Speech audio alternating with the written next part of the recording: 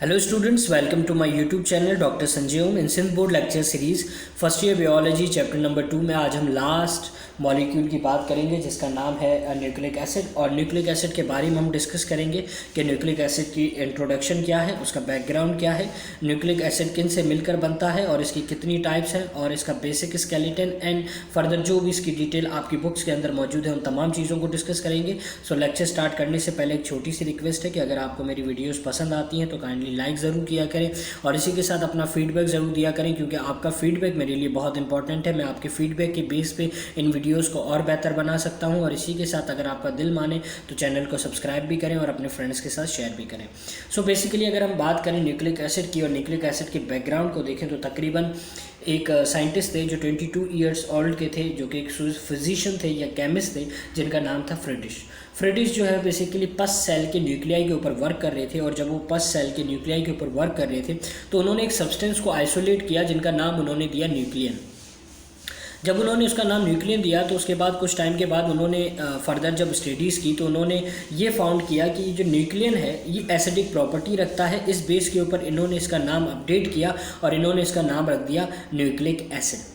और फिर जब मज़ीद ये वक्त गुजरा तो उन्होंने मज़ीद बातों को जो है वो हमें बताया। उन्होंने कहा कि जितने भी न्यूक्लिक एसिड हैं वो तमाम लिविंग ऑर्गेनिजम्स के अंदर मौजूद होते हैं और ये वायरस टू मैन तमाम लिविंग थिंग्स के अंदर मौजूद हैं।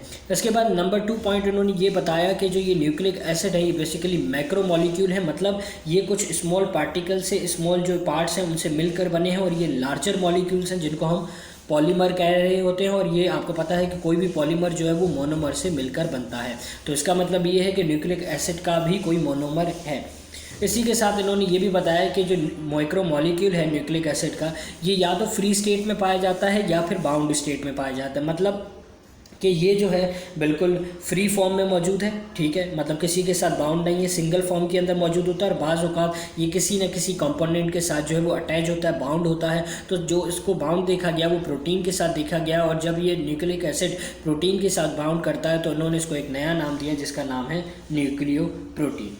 अब अगर हम मज़ीद इसको देखेंगे, जैसे मैंने कहा कि पॉलीमर है ये और ये मैक्रोमोलिक्यूलर, तो एक सिंपल सी बात है कि जो मैक्रोमोलिक्यूल्स होते हैं वो मोनोमर से मिलकर बनते हैं। सो न्यूक्लिक एसिड का जो मोनोमर है वो क्या है, मोनोन्यूक्लियोटाइड या फिर आप कह सकते हैं न्यूक्लियोटाइड। और अगर एक आम अल्फाज में मैं कहूँ तो आप यूँ समझ लें कि जितने भी आपके पास न्यूक्लियोटाइड हैं अगर वो 2 या 2 से ज़्यादा क्वान्टिटी में आपस में कंबाइन हो, ज्वाइन हो, मतलब इसीलिए मैंने n लिखा है नंबर्स, ठीक है, 2 या 2 से ज़्यादा जब आपस में कंबाइन होंगे तो वो क्या बनाएंगे, वो बनाएंगे न्यूक्लिक एसिड। अब हम आते हैं टाइप्स के ऊपर। तो बेसिकली न्यूक्लिक एसिड 2 तरह के हैं। Number 1 is deoxyribose nucleic acid जिसको हम आम अल्फाज में डीएनए कह रहे होते हैं, and number 2 is ribose nucleic acid जिसे हम आम अल्फाज में आरएनए कह रहे होते हैं। अगर इस आरएनए की बात करें तो ये आरएनए हमारे साइटोप्लाज्म में 90% मौजूद होता है। और अगर हम बात करें इसको कि ये न्यूक्लियस में कितना होता है, सो न्यूक्लियस में ये 10% होता है। और आप जानते हैं कि न्यूक्लियस बेसिकली न्यूक्लियस के अंदर मौजूद एक कंपोनेंट का नाम है।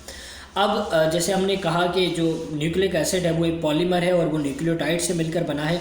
अब अगर हम फर्दर स्टडी करें इस न्यूक्लियोटाइड की कि ये न्यूक्लियोटाइड क्या है और ये इसको अगर हम डीप स्टडी की तरफ जाएं तो बेसिकली ये न्यूक्लियोटाइड भी बेसिकली 3 पार्ट्स के ऊपर कंसिस्ट करता है। और वो 3 पार्ट्स हमारे पास क्या हैं, वो 3 पार्ट्स हैं pentose sugar, phosphoric acid and nitrogenous bases. मतलब ये 3 पार्ट्स जब कंबाइन होते हैं तो एक न्यूक्लियोटाइड बनता है। और एक से एक या एक से ज़्यादा न्यूक्लियोटाइड जब आपस में कंबाइन होते हैं या फिर ज्वाइन होते हैं तो वो आपको न्यूक्लिक एसिड बना कर देते हैं। सो बेसिकली जो पेंटोज शुगर है वो 5 कार्बन मॉलिक्यूल है, ठीक है।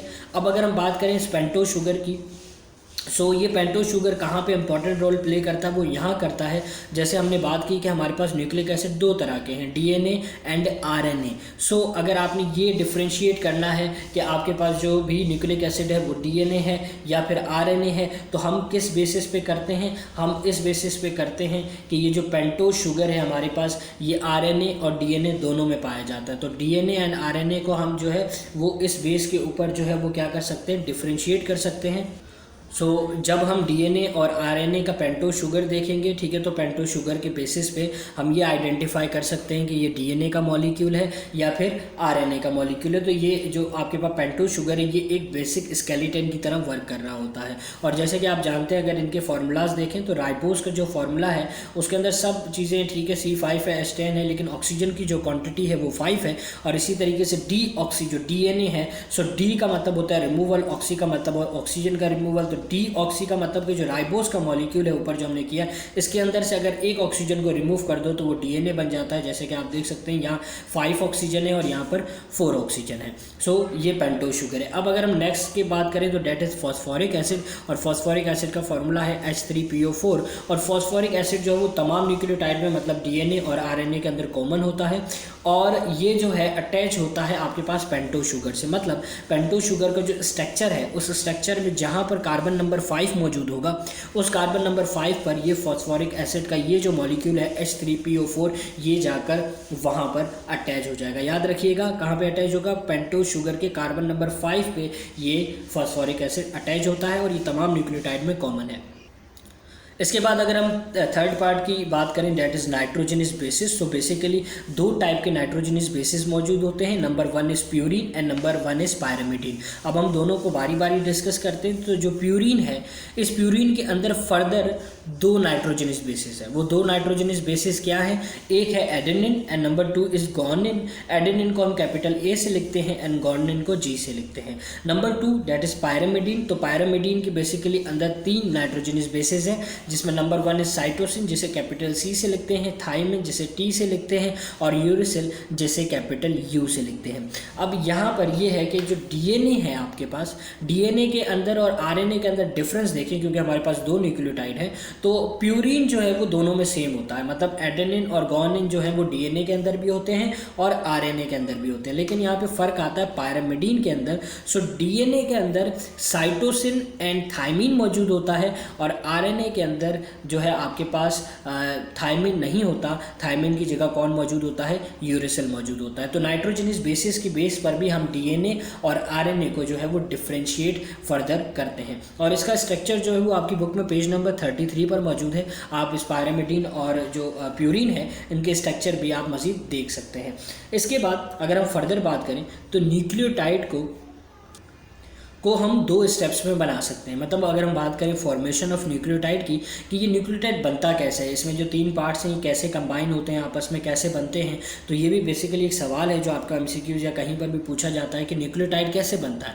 तो न्यूक्लियोटाइड की फॉर्मेशन 2 स्टेप्स के अंदर होती है। नंबर 1 स्टेप के अंदर क्या होता है कि जो नाइट्रोजनस बेसिस हमने पढ़े हैं, ये नाइट्रोजनस बेसिस कंबाइन होते हैं पेंटोज शुगर के साथ। मतलब प्यूरिन एंड पायरामिडीन जो हैं ये जाएंगे, और नाइट्रो जो आपके पास पेंटोज शुगर है, उस पेंटोज शुगर से जाके पहले कंबाइन हो जाएंगे। ठीक है, जब पेंटोज शुगर जाकर नाइट्रोजनस बेसिस से कंबाइन होगा, इससे हम कहेंगे उसने क्या बना दिया, उसने बनाया न्यूक्लियोसाइड। पहले क्या बनता है, न्यूक्लियोसाइड बनता है।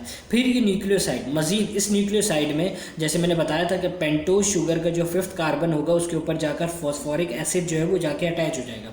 तो जब पेंटोज शुगर के 5th कार्बन के ऊपर जब फॉस्फोरिक एसिड जाकर कंबाइन हो जाएगा, तो फिर वो क्या करेगा कि उस न्यूक्लियोसाइड को कन्वर्ट कर देगा न्यूक्लियोटाइड के अंदर। आई होप कि इस वीडियो में आपको बहुत सी इन्फॉर्मेटिव बातें भी मिली होंगी, और ये लेक्चर आपको अच्छे तरीके से क्लियर भी हुआ होगा। और अगर आपको कोई भी क्यूरीज हो तो कमेंट बॉक्स में ज़रूर पूछिएगा, या फिर मेरे व्हाट्सएप नंबर पे मुझसे कांटेक्ट कीजिएगा। इसी के साथ मुझे अपनी दुआ में याद रखिएगा। Thank you.